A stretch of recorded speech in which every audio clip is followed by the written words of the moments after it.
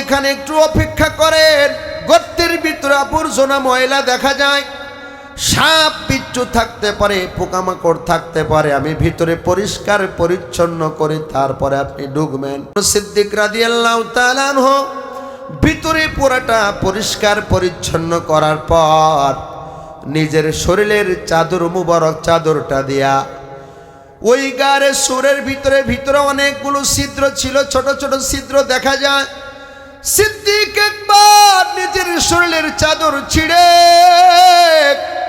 সব গর্তগুলো বন্ধ করে দিয়েছে। একটা গর্ত এখনো বন্ধ করতে পারে নাই, কোনো কাপড় নাই, শেষ হয়ে গেছে। এবার আল্লাহর নবী আল্লাহর হাবিবকে ডাক দে বলে, ওগো সরকার আপনি ভিতরে আসুন। আল্লাহর হাবিব সাল্লাল্লাহু আলাইহি সাল্লাম যে মাত্র ভিতরে ঢুকেছে, সিদ্দিক একবার বলে, ইয়া রাসূলুল্লাহ, ইয়া হাবিবাল্লাহ, বড় কষ্ট করে সফর করেছেন, আপনি ঘুমায় যান। আবু বকর কোথায় ঘুমায়? হযরত আবু বকর সিদ্দিক বলে, ইয়া রাসূলুল্লাহ, ইয়া হাবিবাল্লাহ, আমি একটা পা দিয়ে একটা গর্তের ছিদ্রকে বন্ধ করে রাখি, আর আপনার মাথা মোবারক আমার রানের উপর দিয়ে আপনি গর্তের ভিতরে ঘুমায় পড়েন। সরকারে দো আলম কষ্ট করছে, সফর ক্লান্তময়, ঘুমিয়ে পড়েছে।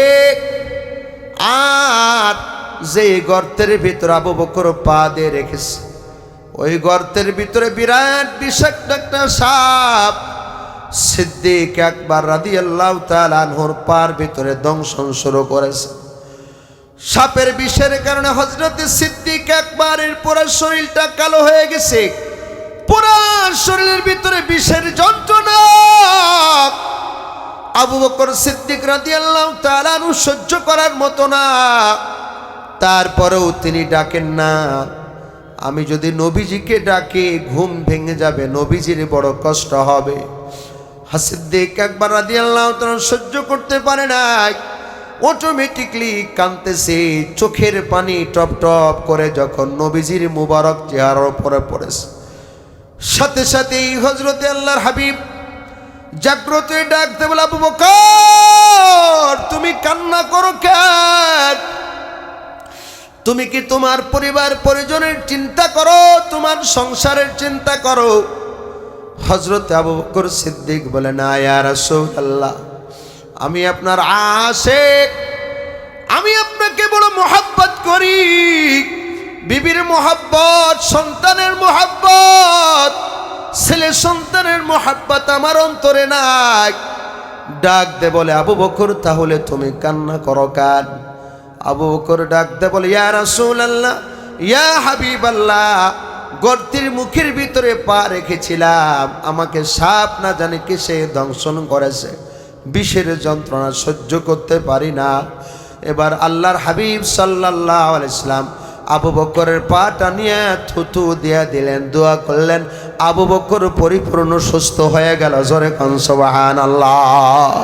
ফাতেহ মক্কার পর রাসূল করিম সাল্লাল্লাহু আলাইহি ওয়াসাল্লাম আমভাবে ক্ষমার ঘোষণা দিয়েছিলেন ঠিক, কিন্তু 17 জনের ব্যাপারে আল্লাহ রাসূল সাল্লাল্লাহু আলাইহি ওয়াসাল্লাম সিদ্ধান্ত দিয়েছিলেন, এই 17 জনকে যেখানেই পাওয়া যাবে সেখানেই হত্যা করতে হবে, কারণ তারা ফাঁসির আসামি। কথা কয় না? বড় অপরাধী, ইসলাম মানবতার দুশ্মন, নবীকে কষ্ট দিয়েছে, অন্যায়ভাবে মানুষকে হত্যা করেছে, হত্যার বিচার হত্যা। আল্লাহর হাবিব ঘোষণা দিয়েছেন, এদেরকে যেখানে পাবে সেখানেই হত্যা করবে, কতল করে দিবে। এর ভিতরে 11 জন পুরুষ আর 6 জন মহিলাই, মোট 17 জন। কিন্তু রাহমাতুল্লিল আলামিন নবী তারপরে ওই খুনিদেরকে আল্লাহর হাবিব সাল্লাল্লাহু আলাইহি সাল্লাম পরবর্তীতে ক্ষমা করে দিয়েছেন। সুবহানাল্লাহ বলেন। বিশেষ করে ইকরামা বিন আবি জাহেল, আবু জাহেলের ছেলে ইকরামা, সেও নবীজির বড় দুশ্মন ছিল, ইসলামের বড় দুশ্মন ছিল। ইকরিমা বিন আবু জাহেলের স্ত্রী ইসলাম ধর্ম গ্রহণ করলে আল্লাহর নবীকে বললেন, ইয়া রাসূলুল্লাহ, ইয়া হাবিবাল্লাহ, আমার স্বামীর তো ফাঁসির আসামি, সে আমাদের এই মক্কা থেকে পালিয়ে অন্য জায়গায় চলে যাচ্ছে, অন্য দেশে। আপনি যদি আমার স্বামীর জানের নিরাপত্তা দেন তাহলে তাকে আমি আপনার দরবারে নিয়ে আসব, সে কলেমা পড়বে। রাহমাতুল্লিল আলামিন নবী, যেহেতু ইকরিমা বিন আবু জাহলের স্ত্রী কলেমা পড়েছে, আল্লাহ নবী বললেন, যাও, আমি নবী তোমার স্বামীর নিরাপত্তা দিয়ে দিলাম। সুবহানাল্লাহ বলবেন না? ওমা আরসালনাকা ইল্লা রাহমাতাল লিল আলামিন।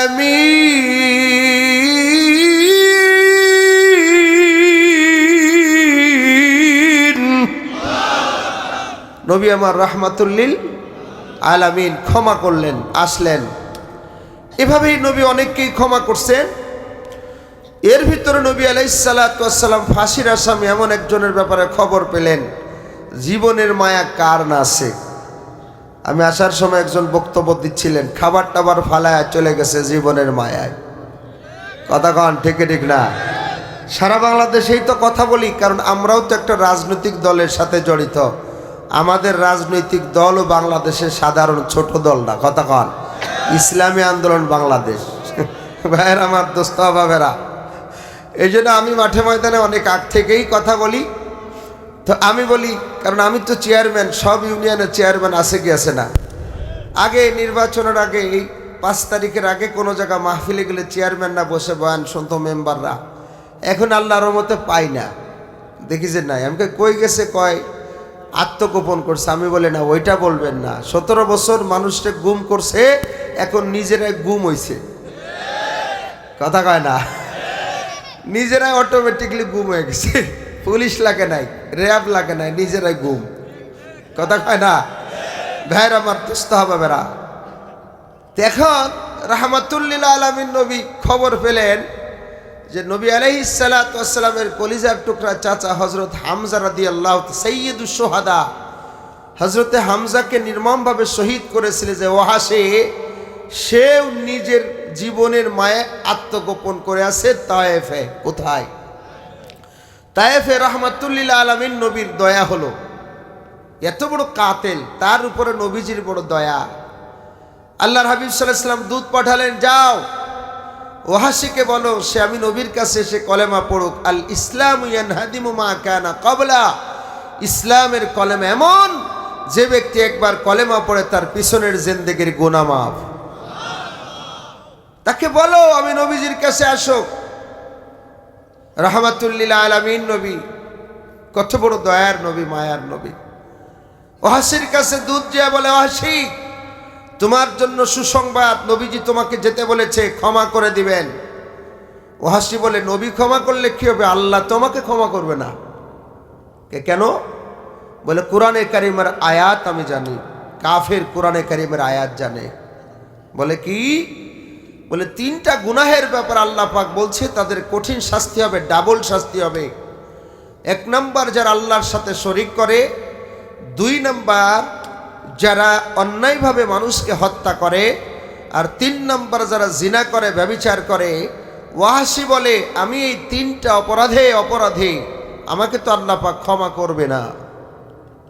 দেখেন ওয়াহাশী, সে কাফের, তাও আল্লাহ পাকের বিধান তার সামনে আছে। ঠিক ঠিক না? ওয়াল্লাযীনা লা ইয়াদউনা মা'আল্লাহি ইলাহান আখার ولا يقتلون النفس التي حرم الله إلا بالحق ولا يزنون ومن يفعل ذلك يلقى أثاما। আল্লাহ পাক 3টা অপরাধের কথা আলোচনা করার পর বলে, এই 3টা অপরাধ যারা করবে তারা কঠিন শাস্তির ভিতরে নিমজ্জিত হবে। শিরিক বড় জুলুম, ঠিক না? وإذ قال لقمان لابنه يا بني لا تشرك بالله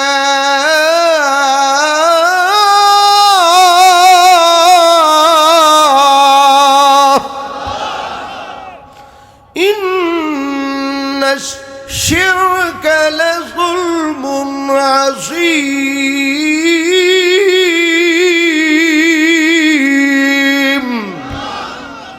আল্লাহর সাথে কাউকে শরীক করা যাবে, অন্যায়ভাবে কাউকে হত্যা করা যাবে, জিনা ব্যভিচার করা যাবে। এবার দূত নবী আলাইহিস সালাতু ওয়াস সালাম এর দূতকে ওয়াসি ডাকতে বলে, নবীজির দূত, যাও নবীজির কাছে ফিরে যাও, আল্লাহ রাব্বুল আলামিন আমাকে ক্ষমা করবেন না, আমি নবীজির কাছে যেতে পারবো না। এবার নবীজির কাছে দূত ফিরে আসলেন, রাহমাতুল লিল আলামিন নবী, উম্মতের জন্য কত দরদ। ওয়াসি কাফের, তারপরও তার জন্য নবীর বড় দয়া, নবীর বড় মায়া। রাহমাতুল লিল আলামিন চিন্তা করে কি করা যায়। নবীর ফিকির আল্লাহ পাক রব্বুল আলামিন সাথে সাথে জিবরিল আমিনকে দিয়ে পরবর্তী আয়াত নাজিল করলেন। জোরে কোন সুবহানাল্লাহ। আয়াত নাজিল করে দিলেন। আয়াত নাজিল করার পরে আল্লাহর হাবিব সাল্লাল্লাহু আলাইহি ওয়াসাল্লাম বললেন, ও দূত যাও, ওয়াসির ব্যাপার আল্লাহ পাক দ্বিতীয় আর একটা আয়াত নাজিল করেছে। সুবহানাল্লাহ। যাও ওয়াসিকে গিয়ে কোরআনে কারীমের আয়াত শোনায়া দাও। এবার দূত আবার বড় কষ্ট করে তয়েফে চলে গেলেন। তয়েফে যে ডাক দে বলে, ওয়াসি, তোমার কোনো টেনশন নাই, পেরেশানি নাই। আল্লাহ রাব্বুল আলামিন তুমি যে 3টা অপরাধ করেছো, সেই অপরাধ তো আল্লাহ পাক ক্ষমা ঘোষণা করে দিয়েছেন। বিশেষ আমলের মাধ্যমে আল্লাহ পাক আয়াত নাজিল করেছে। বলে কি আয়াত নাজিল করেছে? আল্লাহ পাক বলেন, ইল্লা মান তাবা ওয়া আমানা ওয়া আমিলা আমালান সালিহা ফাউলাইকা ইউবাদদিলুল্লাহু সাইয়্যাতিহিম হাসানাত।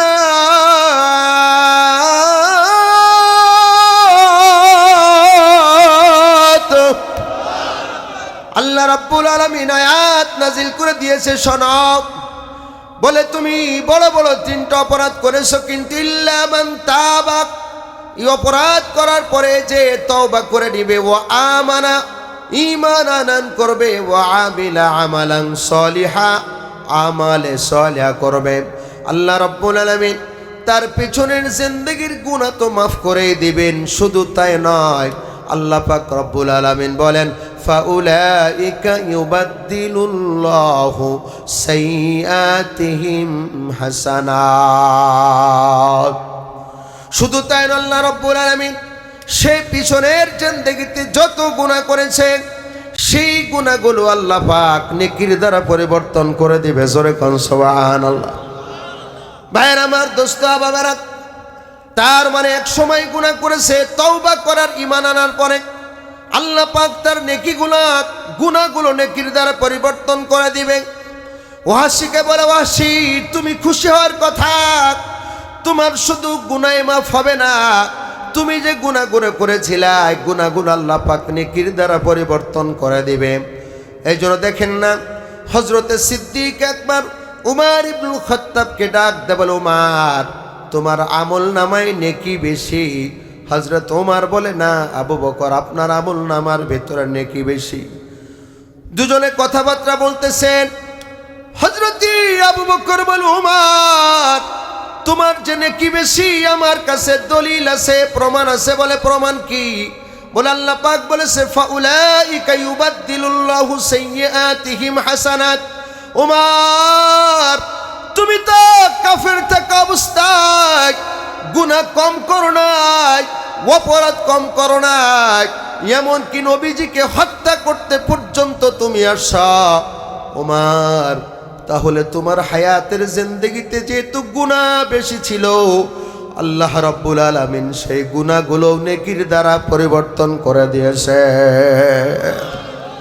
এবার হযরত ওমর বলে, আবু বকর, আপনি বলতেছেন আমার আমল নামায় নেকি বেশি, তাই যদি হয় আবু বকর, আমি ওমর আমার হায়াতের জিন্দেগির সমস্ত নেকি আপনাকে আমি দিয়ে দিলাম। আপনি শুধু একটি মাত্র রজনীর নেকি হিজরতের রজনীর নেকি, গারে সৌরের রজনীর নেকি আমি ওমরকে দিয়ে দেন। আমি ওমর আমার হায়াতের জিন্দেগির সব নেকি আপনি আবু বকরকে দিয়ে দিলাম। হযরত আবু বকর বলে, না ওমর, বিশ্বনবী সাল্লাল্লাহু আলাইহি সাল্লাম যেহেতু এখনো জীবিত আছে, আমি আগে থেকে নেকি দিতে পারি না। আমি চলো নবীজির কাছে গিয়ে জিজ্ঞেস করি। আল্লাহ নবীর কাছে জিজ্ঞেস করার পর আল্লাহ নবী বলে, আবু বকর রে, শুধু আমার উমারের নেকি না, আমার সমস্ত সাহাবীদের নেকি, আমার উম্মতের নেকি যদি এক পাল্লায় রাখা হয় আবু বকর রে, আর তোমার হিজরতের নেকি যদি এক পাল্লায় রাখা হয়, তোমার হিজরতের নেকির পাল্লা আল্লাহর কাছে বড় ভারী। বলে, এটা কেমনিতেই ভারী হয়েছে? না না না, আল্লাহর হাবিব সরকারে দো আলম কাফের বেঈমানের জুলুম নির্যাতন আর সহ্য হয় না। 6 মাস আগে আবু বকরকে বলেছে, আবু বকর, এই পবিত্র মক্কা নগরী জন্মভূমি ছেড়ে আমাদের হিজরত করতে হবে। আবু বকর 2টা উট কিনে রেখেছেন, হিজরত করবেন। এক রাত্রে আল্লাহ নবী ঘর থেকে বের হয়ে আবু বকরের ঘরের দরজার ভিতর নক করেছে। যেই মাত্র ঘরের দরজায় নক করে ডাক দিয়েছে আবু বকর, সাথে সাথে আবু বকর সিদ্দিক ডাকের জবাব দিয়েছে। আল্লাহর হাবিব সরকার দো আলম বলেন, আবু বকর, তুমি কি রাতের বেলায় ঘুমাও নাই? যেই মাত্র একটি ডাক দিয়েছি, সাথে সাথেই তুমি দরজা খুলে দিয়েছো, লাব্বাইক বলে সাড়া দিয়েছো। আবু বকর বলে, ইয়া রাসূলুল্লাহ, ইয়া হাবিবাল্লাহ, শুধু আজকের রজনী নয়, আজ থেকে 6 মাস পূর্বে আপনি যখন বলেছেন আমি উট করাই করেছি, উট করাই করার পর আমি আবু বকর ইশারের নামাজের পর আমি আবু বকর আজ থেকে 6টি মাস একদিন রাতে বিছানায় পিঠ লাগায় নাই, সারা রাত দরজার সাথে হেলাম দিয়ে আমি জাগ্রত থেকেছি কখন আমার বিশ্ব নবী আমাকে আবু বকর বলে ডাক দিবে। ওগো সরকার,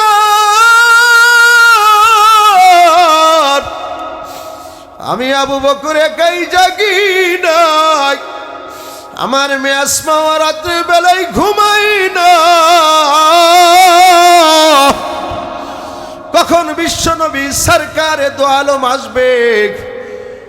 আল্লাহর নবী বলে, আবু বকর, এখন কথা বাড়াবার সময় না, দ্রুত বের হয়ে যাও। যারা মক্কা মদিনার সফর করেছেন দেখেছেন, শার ইব্রাহিম কবুতর চত্বর দিয়ে ডান দিকে রোডটার শার ইব্রাহিম, আর কবুতর চত্বর দিয়ে শার হিজরা রোড, যে রোড দিয়ে আল্লাহর হাবিব হিজরত করে সাফার কমভাবে গারে শহরের ভিতরে গিয়েছিলেন। আল্লাহর হাবিব সাল্লাল্লাহু আলাইহি ওয়াসাল্লাম জরুরি সামানপত্র নিয়ে পায়ে হেঁটে হেঁটে রওনা করেছে। গারে শহরে জ্ঞাত গোপন করবেন। হযরতে আবু বকর সিদ্দিক রাদিয়াল্লাহু তাআলা আনহু লক্ষ্য করলেন আল্লাহর হাবিব পা দিয়ে হেঁটে হেঁটে যায়, আর আল্লাহর হাবিবের কদম মুবারকের চিহ্নগুলো বালুর ভিতরে স্পষ্ট দেখা যায়। হযরত আবু বকর বললেন, ইয়া রাসূলুল্লাহ, ইয়া হাবিবাল্লাহ, এমনি ভাবে আমরা হেঁটে হেঁটে যেখানেই যাই, মক্কার লোকেরা আপনার পায়ের কদম মুবারকের চিহ্ন দেখে দেখে চিনে ফেলবে, আমাদের সাথে সাথে যাবে, কি করা যায় আবু বকর? আবু বকর সিদ্দিক বলে, ইয়া রাসূলুল্লাহ, ইয়া হাবিবাল্লাহ, আপনি সামনে সামনে যান, আমি আবু বকর এই পদর চিহ্নগুলো মুছতে মুছতে আসি।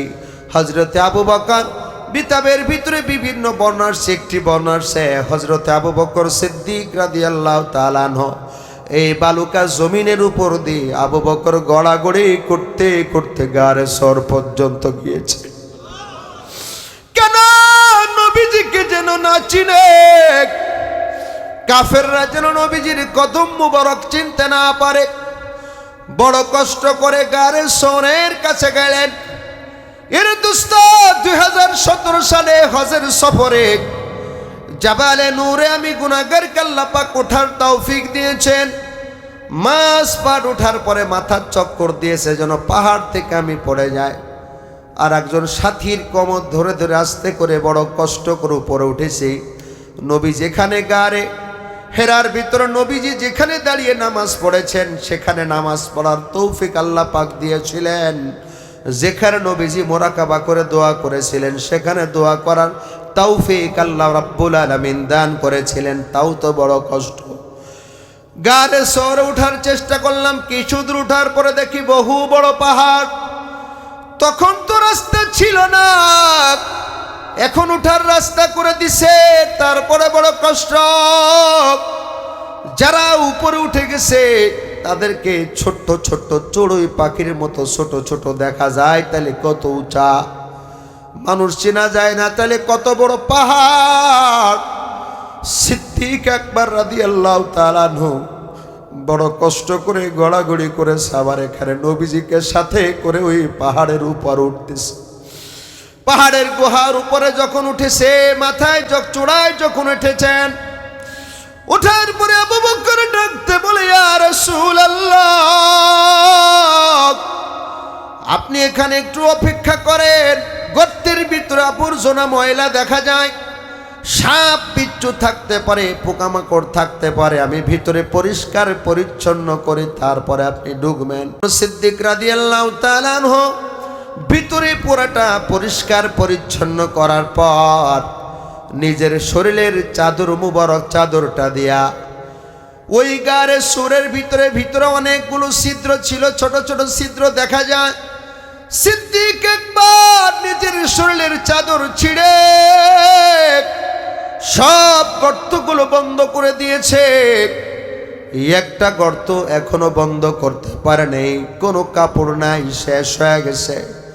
এবার আল্লাহর নবী আল্লাহর হাবিবকে ডাক দে বলে, ওগো সরকার, আপনি ভিতরে আসুন।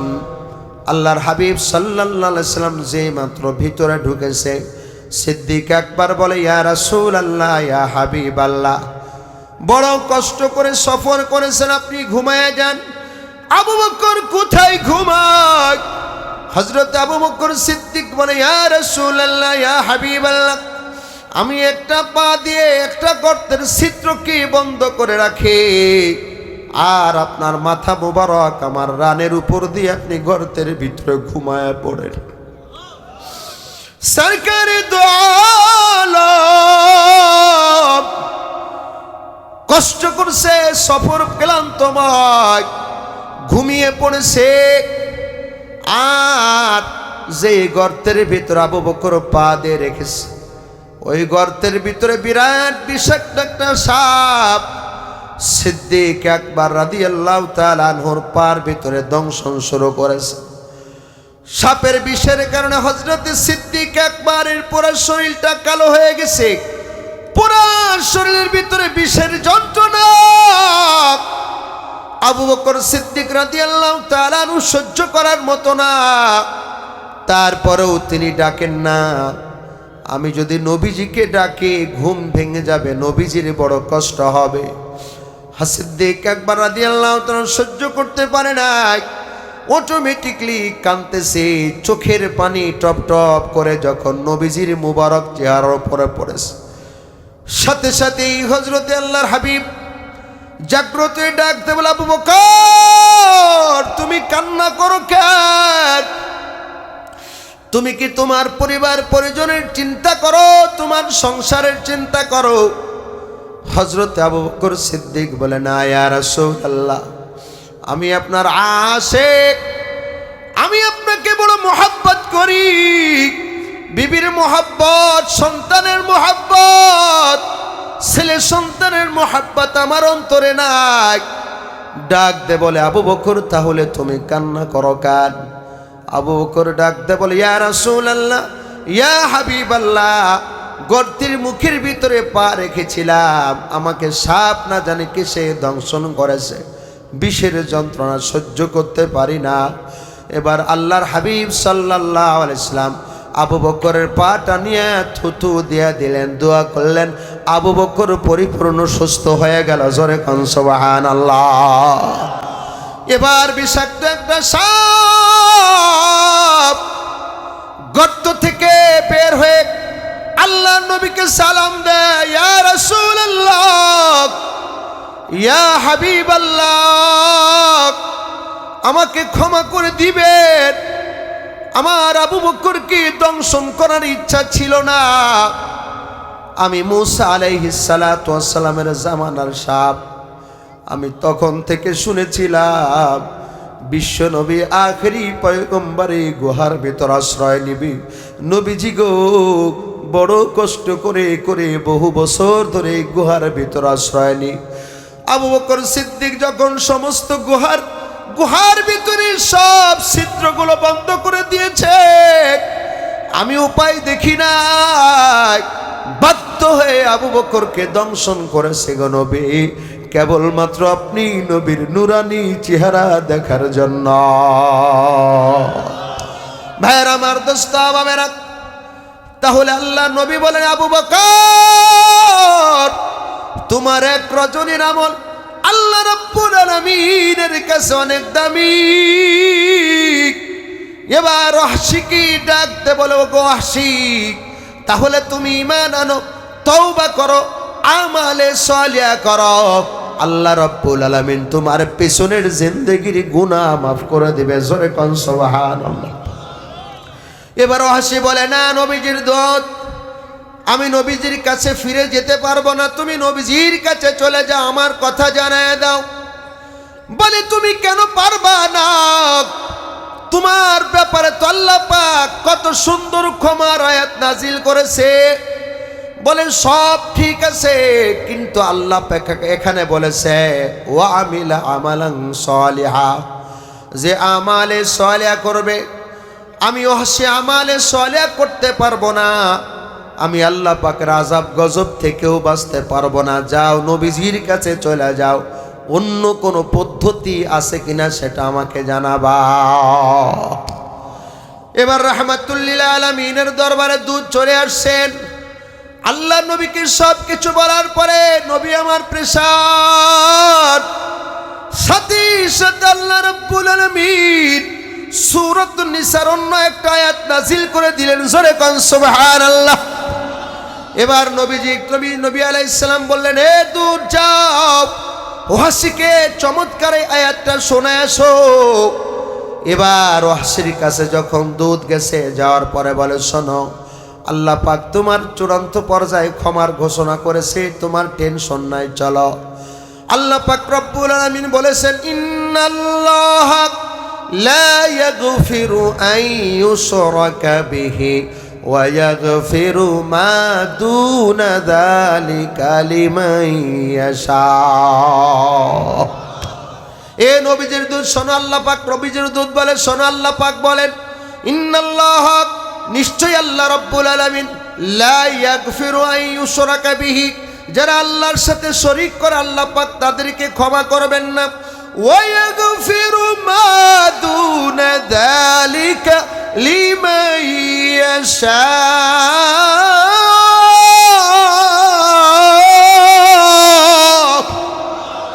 শিরিক ব্যতীত যত গুনাহ আল্লাহ পাক ক্ষমা করে দিবে।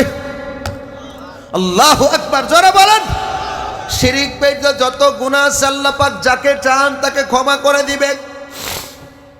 এবার ওয়াহশী ডাকতে বলে, ওগো নবীজির দূত, আল্লাহ পাক রব্বুল আলামিন যা বলেছেন সঠিক বলেছেন, তবে আমার যাওয়ার মতো কায়দা নেই। বলে, কারণ কি? বলে, আল্লাহ পাক এখানে বলেছে লিমান ইয়াশা, আল্লাহ যাকে চাই তাকে ক্ষমা করবেন, আমার কথা তো বলে নাই।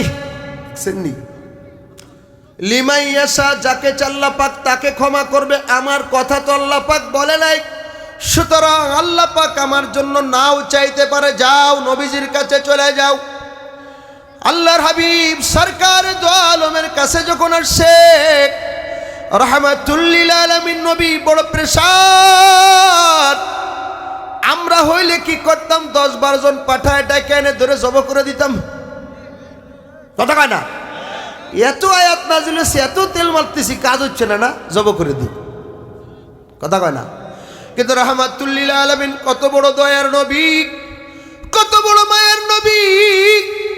ইহুদির যুবক মারা যায়, আল্লাহ নবী ইহুদি যুবকের কাছে গিয়ে বলে, যুবক, তোমার শেষ সময় এসে গেছে, তুমি কলেমা পড়ে মুসলমান হয়ে যাও। ইহুদি যুবকটা বারে বারে নবীজির দিকে তাকায়, আবার তার বাবার দিকে তাকায়। সে যদি কলেমা পড়ে নবীর উপরে, তাহলে বাবা বেজার হবে। বাবা সাথে সাথে বলে, যুবক, এই মুহাম্মাদুর রাসূলুল্লাহ যা বলছে তুমি সেটাই করো।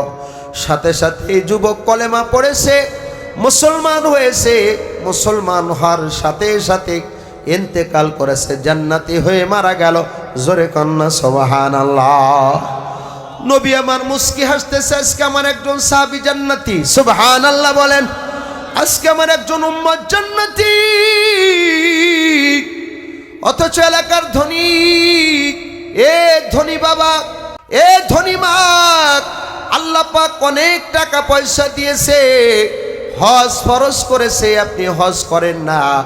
হজ না করে যদি মারা যান, আল্লাহ নবী বলেন, ইনশা ইয়াহুদিয়ান আও ইনশা নাসরানিয়ান, সে ইহুদি হয়ে মারা যাক, খ্রিস্টান হয়ে মারা যাক, আমি নবীজির আসে যায় না। জোরে কন্না নাউজুবিল্লাহ। তাহলে হজ্জে বাইতুল্লাহ করা দরকার আছে কি নাই? আপনাদের কষ্ট হয় নাকি? ছেড়ে দিব? দু একজন উঠতেছেন, উঠলে হবে না। ভাইরা আমার, দোস্ত বাবারা, আল্লাহর হাবিব প্রেসাদ সাথে সাথে আল্লাহ রাব্বুল আলামিন কোরআনুল কারীমের 39 নম্বর সূরা 24 নম্বর পারার 3 নম্বর পৃষ্ঠা সূরাত জুমারের 53 নম্বর আয়াত দিয়া জিবরাইল আমিনকে পাঠায়া দেয়। এবার আল্লাহ নবী ডাকতে বলে, দূর যাও, ওয়াহশির কাছে চলে যাও। ওয়াহশির কাছে যাওয়ার পরে বলে, ওয়াহশি, চূড়ান্ত পর্যায়ে তোমার ফয়সালা এসে গেছে। বলে কি? বলে, দেখো আল্লাহ পাক রব্বুল আলামিন চূড়ান্ত পর্যায়ে বলেছে, কুল ইয়া ইবাদিয়াল্লাযীনা আসরাফু আলা আনফুসিহিম লা তাকনাতু মির রাহমাতিল্লাহ ইন্নাল্লাহা ইয়াগফিরুয যুনুবা জামিআ ইন্নাহু হুয়াল গফুরুর রহিম। আল্লাহ পাক রব্বুল আলামিন কত সুন্দর করে বললেন, কুল, হে নবী আপনি বলে দিন, ইয়া ইবাদি, হে আমার বান্দারা। এখানে আল্লাহ পাক কোনো মুসলমানকে বলে নাই, কাফেরকে বলেন নাই, পৃথিবীর সমস্ত আল্লাহ পাকের যারা বান্দা, খ্রিস্টান হোক, যে ধর্মের হোক, আল্লাহ পাক রব্বুল আলামিন তাদেরকে ডাক দেয়, বলেন, ইয়া ইবাদি, হে আমার বান্দারা, আল্লাযীনা আসরাফু আলা আনফুসিহিম, যারা গুনাহ করে করে নিজেদের নফসের উপরে জুলুম করেছো, অন্যায় করেছো, অপরাধ করেছো, আল্লাহ পাক তাদের ব্যাপারে বলেন, লা তাকনাতু মির রাহমাতিল্লাহ, তোমরা আমি আল্লাহ তাআলার রহমত থেকে নৈরাশ হয়ো না। এ গাজীপুর শ্রীপুরের মুসলমানেরা বলেন তো, এই ময়দান আমরা যারা আছি, আমরা যারা বালেগ আছি, এমন কি কেউ এখানে ময়দান আছেন, হুজুর আমি বালেগ হওয়ার পরে একটাও গুনাহ করি নাই? এই ময়দানে কি এমন কেউ আছি জীবনেও কোনো গুনাহ করি নাই? না, আমাদের হায়াতের জিন্দেগিতে অনেক গুনাহ হয়েছে, অনেক অপরাধ হয়ে গেছে। আল্লাহর হাবিব বলেন, ইন্নাল আবদা ইযা আতারাফা থুম্মা তাবা তাবাল্লাহু আলাইহি, বান্দা যখন গুনাহ করার পরে গুনাহটা স্বীকার করে নেয়, অতঃপর তওবা করে, তাবাল্লাহু আলাইহি, সাথে সাথে আল্লাহ তাআলা বান্দার তওবাকে কবুল করে নেয়। শুধু তাই না, আল্লাহ নবী বলেন, কুল্লু বানি আদম খাত্তাউন, অন্য হাদিস আসছে কুল্লুকুম খাত্তাউন, প্রত্যেকটা বানি আদম অপরাধী, তোমরা প্রত্যেকেই অপরাধী। ওয়া খায়রুল খাত্তাইনা তাওয়াবুন, আর উত্তম অপরাধী সে যে গুনাহ করার পরে আল্লাহর কাছে ক্ষমা চাও। অন্য হাদিসের ভিতরে আছে আল্লাহর নবী বলেন নাদামু তাওবাতুন, নাদাম অনুশোচনা এটা হলো তওবা। আল্লাহর নবী বলেন আত্তাইবু মিনাদ যামবি কামান লা যামবালা, তওবাকারী এমন কেমন যেন তার জীবনে আর কোনো গুনাহ থাকে না। শুধু তাই না, আল্লাহর নবী বলেন বান্দা বান্দির তওবা কতক্ষণ পর্যন্ত কবুল হয়? আজরাইল আলাইহিস সালাতু ওয়াস সালাম যখন তার কাছে এসে যায় আর গলার ভিতরে গড় গড় গড় গড় করে আওয়াজ শুরু হয়, এই গড় গড় আওয়াজ শুরু হওয়ার আগ পর্যন্ত বান্দা যদি তওবা করে, আল্লাহর বান্দি যদি তওবা করে, আল্লাহ পাক তাদের গুনাহ সমূহ ক্ষমা করে দেয়। ভাইরা আমার, দোস্ত বাবেরা, আমি পুরা আয়াতের ব্যাখ্যা তাফসীর করার মতো মিজাজও নাই, সময়ও নাই। এই আয়াতে কারিমা থেকে একটা শব্দ নিয়ে সামান্য কিছু কথা বলব। এখানে আল্লাহ পাক বলেছে লা তাকনাতু মির রাহমাতিল্লাহ, তোমরা আমি আল্লাহ তাআলার রহমত থেকে নৈরাশ হও না। এখন রহমত কাকে বলা হয়? উলামা ইকরাম এখানে আসেন। রহমত বলা হয়, রহমত শব্দের মূল ধাতু, মূল মাদ্দা, মূল হরফ হলো র হা মিম। রর নিচে জের, হার নিচে জের, রেহেম। আর রেহেম বলা হয়, রেহেম থেকে রহমত, রেহেম থেকে রহমান রহিম। রেহেম কাকে বলা হয়? আমাদের মা জননীদের বাচ্চাদানি, যেই মা জননীদের বাচ্চাদানির ভিতরে আমাকে আপনাকে আল্লাহ পাক তিলে তিলে করে বড় করেছে। কথা কন ঠিক কিনা?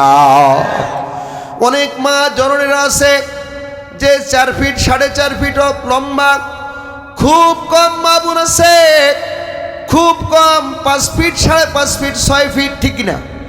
তো এই ছোট্ট একটা মার পেটের ভিতর আবার ছোট্ট একটা গোস্তের টুকরা, এই গোস্তের টুকরা হলো মায়ের বাচ্চাদানি। এই বাচ্চাদানির ভিতর আল্লাহ পাক মার বাবার সামান্য নাপাক পানি দ্বারা আমাকে আপনাকে আল্লাহ পাক এই মায়ের এই বাচ্চাদানির ভিতরে বড় দয়া করে মায়া করে সৃষ্টি করেছেন। সৃষ্টি করার পর আল্লাহ পাক তিলে তিলে আমাদেরকে বড় করেছেন। ওখানে আলো ছিল না, বাতাস ছিল না, ওখানে খাবারের ব্যবস্থা ছিল না, ওখানে এমন অন্ধকার জায়গা, আল্লাহ পাকের রহমত ছাড়া, দয়া ছাড়া ওখানে বাঁচার মতো কোনো ক্ষমতা ছিল না। এজন্য রেহেম থেকে রহমত, রেহেম থেকে দয়া। আল্লাহ পাক রব্বুল আলামিন কত বড় দয়ালু। দুনিয়ার ভিতরে রহমত, রহমান রহিম উভয়টা আল্লাহ পাক রব্বুল আলামিন প্রয়োগ করেছেন। আল্লাহ পাক দুনিয়াতে মুসলমানদের খাওয়ায়, কাফেরদেরকেও খাওয়ায়, ঠিক কি ঠিক না? জোরে কন। দুনিয়াতে মুসলমানদের উপর দয়া করে, কাফেরদের উপরে দয়া করে, কিন্তু কিয়ামতের কঠিন ময়দান, ওই ময়দান আল্লাহ পাক ঘোষণা দিবে লিমালিল মুলকুল ইয়াউম লিল্লাহিল ওয়াহিদিল কাহ্হার। আমি আজকে আল্লাহ কাহ্হার, আজকে কারো নিস্তার নাই। সমস্ত নবীরা পর্যন্ত থরথর থরথর করে কাঁপবে। কিন্তু হাদিস শরীফের ভিতর সে কিয়ামতের ময়দানেও আল্লাহ পাকের দয়া হবে। দুই ব্যক্তির আমলনামা হালকা, গুনাহের পাল্লা ভারী হয়ে গেছে। সাথে সাথে আল্লাহ তাআলা কিয়ামতের ময়দানে ফেরেশতাদেরকে ঘোষণা করবে, জানায় দেব, ফেরেশতারা ইনতালিকু বিআবদাইনি ইলান নার, আমার এই দুই বান্দাকে এখনই জাহান্নামে নিক্ষেপ করে দাও।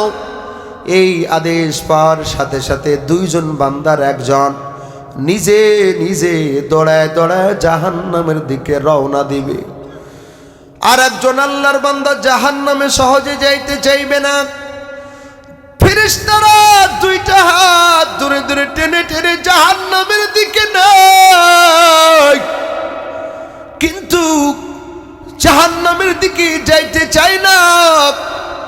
একবার আল্লাহ পাক রব্বুল আলামিনের কুদরতি চেহারার দিকে তাকায়, আর একবার 2 কদম চলে, আবার আল্লাহ পাকের কুদরতি চেহারার দিকে তাকায়। আল্লাহ পাক ডাক দিয়ে বলবে, ও ফেরেশতারা, এই 2 ব্যক্তিকে আমার সামনে হাজির কর। প্রথম ওই ব্যক্তি একা একা জাহান্নামের দিকে দৌড়ায়। এবার 2 জন যখন সামনে আসে, আল্লাহ তাআলা প্রথম জনকে ডাক দিয়ে বলবে, কি ব্যাপার, তুমি নিজে নিজেই দৌড়া কেন জাহান্নামের দিকে যাও? জাহান্নামের আগুন কিন্তু এত সহজ না, বড় কঠিন। তুমি নিজে নিজে কেন দৌড়াও? সাথে সাথে বান্দা ডাক দিয়ে বলবে, আল্লাহ, দুনিয়াতে আপনি অনেক আদেশ করেছিলেন, নামাজের আদেশ করেছিলেন, রমজানের রোজার আদেশ করেছিলেন। আল্লাহ, অনেক হুকুম আহকাম আমার উপর দিয়েছিলেন। আল্লাহ, দুনিয়াতে বড় নাফরমান ছিলাম, অপরাধী ছিলাম। দুনিয়াতে একটা আদেশ আপনার পালন করতে পারি নাই। আয় আল্লাহ, আজকে কিয়ামতের কঠিন ময়দানে আপনি একটা আদেশ করলেন আমাকে জাহান্নামের যাওয়ার জন্য। আয় আল্লাহ, আমি আজকে খেয়াল করলাম আজকে আপনি আল্লাহর একটা আদেশ পালন করে নিজে নিজেই জাহান্নামের দিকে দৌড়ায় দৌড়ায় জাহান্নামে চলে যাব। নিজে নিজে দৌড়ায় জাহান্নামে চলে যাব। আল্লাহ দেখতে বলবে, বান্দারে, জাহান্নাম বড় কঠিন,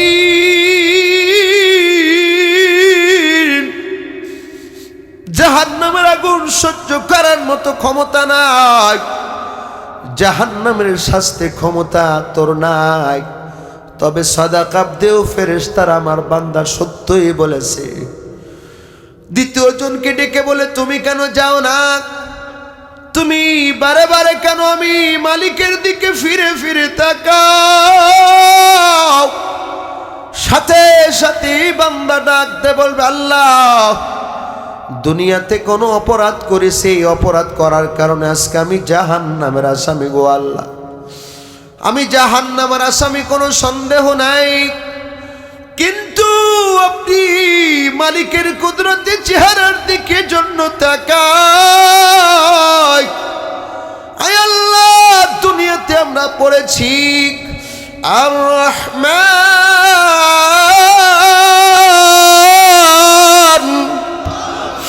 আপনি রহমান, আপনি রহিম, আপনি কারীম। আজকে আপনার কুদরতি চেহারার দিকে বারে বারে তাকাই। আপনার কুদরতি দিলের ভিতরে আমি জাহান্নামের জন্য একটু দয়া হয় কিনা, সেজন্য আপনার চেহারার দিকে বারে বারে তাকাই আসি গো আল্লাহ।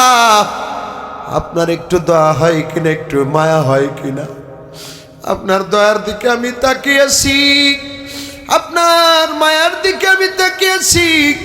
আল্লাহ বলবেন, সাদাকা আবদি, আমার বান্দা সত্যই বলেছে। এবার আল্লাহ পাক রব্বুল আলামিন ফেরেশতাদেরকে ডাক দে বলবো, ফেরেশতারা, ইনতালিকু বিআবদাইনি ইলাল জান্নাহ, আমার এই 2 বান্দাকে এখনই জান্নাতে দিয়া দাও। আল্লাহ পাক রব্বুল আলামিন কত বড় দয়ালু! এর দোস্ত, কলিজার টুকরা যুবক, অনেক গুনাহ করেছি, পৃথিবীর কেউ দেখে না, কিন্তু আল্লাহ পাক রব্বুল আলামিন দেখেছেন। আল্লাহ পাক বলে, বান্দা ফিরে আসো, ফিরে আসো, আমি মালিকের রহমত থেকে নূর আসো না, তওবা করো, আমি আল্লাহ জিন্দেগির গুনাহ সমূহ ক্ষমা করে দিব। ওই যে দেখেন না, মুসনাদ আহমদের হাদিসের কিতাবের ভিতরে ঘটনা আসছে। একজন বিধবা মহিলা সাহায্যের জন্য ধনীর বাড়িতে গেছো, ধনী সাহায্য করো। ধনী বলে, শোনো, সাহায্য করতে পারি, তুমি যদি তোমার দেহ আমাকে দান করতে পারো। নাউজুবিল্লাহ বলেন। মহিলার বড় বিপদ, পরবর্তীতে রাজি হয়ে জালিমের কাছে গেছে, জালিম রে টাকা দাও, যেমনটি মন চাই তুমি তেমনটি করো। মহিলাকে ঘরের ভিতর নিয়ে গেছি, জানলা দরজা সব লাগিয়ে দিয়েছে, পর্দা দিয়েছে, বস্ত্রহীন করে ফেলেছে, গুনাহ করবে। যখন জিনা ব্যভিচার শুরু করে দিবে, দেখে মহিলার চক্ষু দেয়া টপ টপ টপ টপ করে বস্তু ঝরে, পানি ঝরে। কিফিল জালেম ডাক দে বলে, মহিলা তুমি আজকে কান্না করো কেন? আজকে তো কান্নার দিন না, এখন তো কান্নার সময় না, তুমি কি জন্য কাঁদো? মহিলা ডাক দে বলে, জালিম রে কেন কাঁদবো না? আমি তো আমার শরীরে জিন্দেগিতে গুনাহের কোনো দাগ লাগাই নাই। আজকে আমি গুনাহের চেহারা আমি আমার বাচ্চাদেরকে কিভাবে দেখাবো, আমার এলাকাবাসীকে কিভাবে দেখাবো? সাথে সাথে কিফিল জালিম ডাক দে বলে, মহিলা তোমার গুনাহের কথা তো দুনিয়ার কোনো মানুষ জানে না, দুনিয়ার কোনো মানুষ দেখবে না ও জানবে না। সাথে সাথেই মহিলা ডাক দে বলে, এরে নাফরমান জালিম, বুঝলাম দুনিয়ার কোনো মানুষ আমার গুনাহ দেখবে না, দুনিয়ার কেউ আমার গুনাহ দেখবে না, দুনিয়ার কেউ আমার গুনাহ সম্পর্কে জানবে না, কিন্তু জালিম বল আইনাল্লাহ, বল আল্লাহ কোথায়? আইনামা তুওয়াল্লু ফাসাম্মা ওয়াজহুল্লাহ, এরা যেদিকে তাকায় সেদিকে আমার মালিক, ডানে তাকাই মালিক, বামে তাকাই মালিক, সামনে মালিক, পিছনে মালিক। আল্লাহ পাক তো কুদরতি নজরি তাকায়ছে, আমার গুনাহ দেখতেছে, আমার কিয়ামতের ময়দানে কিভাবে জবাব দিব। সাথে সাথে কিফিলের ভিতর অনুশোচনা আসছে। কিফিল জালিম ডাক দে বলে, এ মহিলা তুমি চলে যাও, তোমার টাকাটাও ফেরত দিতে হবে না। এবার কিফিল জালিমের ভিতরে অনুশোচনা শুরু হয়ে গেছে, নিজে কান্নাকাটি শুরু করেছে, ওরে মাওলা আমার কি হবে, কি হবে? আমি মালিকের সামনে কিভাবে চেহারা দেখাবো? আল্লাহর সামনে কিভাবে আমি হাজিরা দিব? এটা বলে আল্লাহর বান্দা কাঁদতেছেন, চিৎকার বেড়ে অন্ধকার ঘরে কাঁদতেছেন, আল্লাহর কাছে ক্ষমা চাইতেছে। আল্লাহ পাককে ডেকে বলে, আল্লাহ জীবনে যত গুনাহ করছি ক্ষমা চাই, মাপ চাই, আর তওবা করলাম আমি জীবনেও কোনো গুনাহ করব না, আমি জীবনে আর কোনো গুনাহ করব না। এমন ভাবে তওবা করে আল্লাহর বান্দা ঘুমিয়ে গেছে। ওদিকে আল্লাহ পাক রব্বুল আলামিনের হুকুম হইছে, ইযা জাআ আজালুহুম লা ইস্তাখিরুনা সাআতাও ওয়া লা ইস্তাকদিমুন, যখন মৃত্যুর সময় হবে এক মুহূর্ত আগেও হবে না, পরেও হবে না, দুনিয়ার সব পড়ে থাকবে, আমি আপনি কবরের যাত্রী হয়ে যাব। আল্লাহু আকবার। আজরাইলকে আল্লাহ পাক পাঠায় দেয়, আজরাইল কিফিলের জান কবজ করে নিয়ে আসো। রাতের বেলায় কিফিল ঘুমিয়েছে, তার জানটা কবজ করে আজরাইল আলাইহিস সালাতু ওয়াস সালাম নিয়ে গেছে। বডিটা ঘরের ভিতরে পড়ে আছে। লোকজন সকালবেলা দেখে কিফিল বাহিরে বের হয় না, কি ব্যাপার? ঘরের ভিতরে খোঁজ নিয়ে দেখা গেল কিফিল রাতের বেলায় ঘুমের ঘরে মারা গেছে। এরে শ্রীপুরের কলিজার টুকরা যুবক মুরব্বী বাবাজি ঘরের শোয়ার ঘরের ভিতরে বিরাট টেলিভিশন লাগায় দিছেন। ও মা, ও বাবা, ও যুবক, ঘরের ভিতরে ঘরের ভিতরে যেই ঘরে ঘুমান সেই ঘরে টেলিভিশন লাগায় দিছেন। রিমোটটা হাতে করে করে টেলিভিশন দেখতে দেখতে ঘুমায় যাও। আজরাইল আলাইহিস সালাতু ওয়াস সালাম যদি চলে আসে, বেঈমান অবস্থায় মৃত্যু হবে, ঠিক কিনা? কলেমা অবস্থায় মৃত্যু হবে না রে যুবক। মোবাইল ইয়ারফোন কানে দিয়া গান বাদ্য অশ্লীল ছবি দেখতে দেখতে ঘুমায় যাও রে যুবক। ওই অবস্থায় যদি আজরাইল এসে যায়, তোমার কিন্তু কলেমা সহ মৃত্যু হবে না রে যুবক। এরে যুবক, আল্লাহ পাক বড় রহমান। আল্লাহ পাক রব্বুল আলামিন বলেন, তুবু ইলাল্লাহ,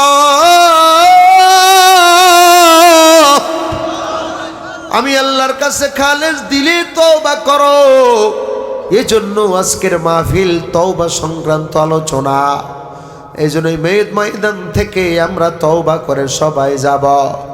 মা বোনও তওবা করবেন, যাদের ঘরে টেলিভিশন আছে তওবা করবেন। ঘর থেকে আজকে রাত্রেই গিয়ে টেলিভিশনটা ভেঙে ফেলবেন, টেলিভিশনটা ঘর থেকে বের করে দিবেন। আল্লাহু আকবার। এই নিয়তে তওবা করে নি, কারণ হতে পারে আমাদের আজকের রাত জীবনের সর্বশেষ রাত, ঠিক কিনা ভাইয়ের আমার, দোস্ত বাবারা? কিফিলের মৃত্যুর খবর শুনে এলাকার লোক বড় খুশি। কিফিল জালেম মারা গেছে, ভালোই হয়েছে। কিফিল জালেম মারা গেছে, বড় ভালোই হয়েছে। ওদিকে আল্লাহ রাব্বুল আলামিন কুদরতি ভাবে কিফিলের দরজার ভিতরে লিখে দিয়েছে, কদ গফারাল্লাহুল কিফলা। ও দুনিয়ার মানুষ, এলাকাবাসী, খবরদার খবরদার, কিফিলে গালি দিও না, কারণ আমি আল্লাহ কিফিলের জিন্দেগির সব গুনাহগুলো ক্ষমা করে দিয়েছি। এই জন্য তওবা করবো ইনশাআল্লাহ। এই জন্য আজকে আমরা তওবা করে নিই। আল্লাহ রাব্বুল আলামিন আমাদের হায়াতের জিন্দেগির গুনাহ মাফ করে দেন। জোরে জোরে কোন আমিন, মোহাব্বতের সাথে বলেন আমিন। আল্লাহ তাআলা তওবার সাথে ঈমান আমলের সাথে কবরে যাওয়ার তৌফিক দান করে। আর একটু জোরে বলেন আমিন। কষ্ট হইতেছে আপনাদের? আমি শেষ করে দিয়েছি। ফেব্রুয়ারির 21শে ফেব্রুয়ারি আপনাদের এই